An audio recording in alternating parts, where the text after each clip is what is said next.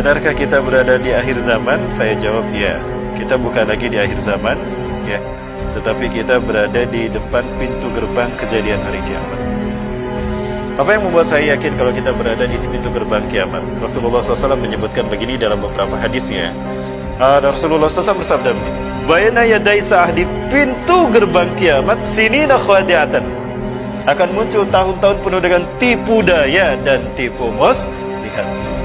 Jadi kalau kita merasakan tahun-tahun kita penuh dengan tipu daya dan tipu muslihat, jangan-jangan kita sudah berada di depan pintu gerbang kiamat. Sudah terasa belum Bapak Ibu? Ada 3 hal yang menjadi indikatornya, ciri kalau kita berada di pintu gerbang kiamat dan tahun-tahun kita penuh dengan tipu daya. 3 cirinya kata Rasulullah. Yang pertama, yukadzabu fiha shadiq, orang-orang yang berkata jujur didustakan, orang-orang yang berkata benar dibohongi.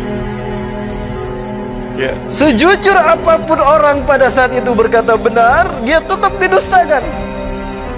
Karena sistem kehidupan tidak mendukung keberadaan mereka. Diputar balik. Maka ketika yang jujur didustakan, yang benar dibohongi. Yang kedua, wa yusaddaqu fihal kadzib, para pendusta dibenarkan. Padahal mereka berkata bohong, dusta dibenarkan. Yang benar, yang jujur dibohongi. Ya, Bapak Ibu kalau buka akun sosial media saya di YouTube, Bapak Ibu klik Rahmat ketik Rahmat Baikuni, maka yang keluar berita saya penyebar hoaks dan berita bohong. Betul? Itu dia. Ketika yang benar didustakan, dibohongi, yang berkata jujur didustakan, maka yang dusta pun dibenarkan. Dan ketika para pendusta dibenarkan, maka yang ketiga, wa yu'tamanu fihal kha'in, para pengkhianat satu kaum, pengkhianat satu negeri, naik berkuasa di negeri.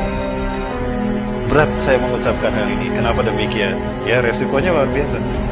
Walaupun saya cuma menyampaikan sebuah hadis dari 3 hal. Orang yang berkata jujur didustakan, berkata benar dibohongi. Yang kedua, para pembohong dibenarkan. Yang ketiga, para pengkhianat diangkat menjadi penguasa. Mana yang belum terjadi dari 3 hal tadi di dunia? Masya Allah. Inna lillahi wa inna ilaihi raji'un. Itu baru saya baca satu hadis.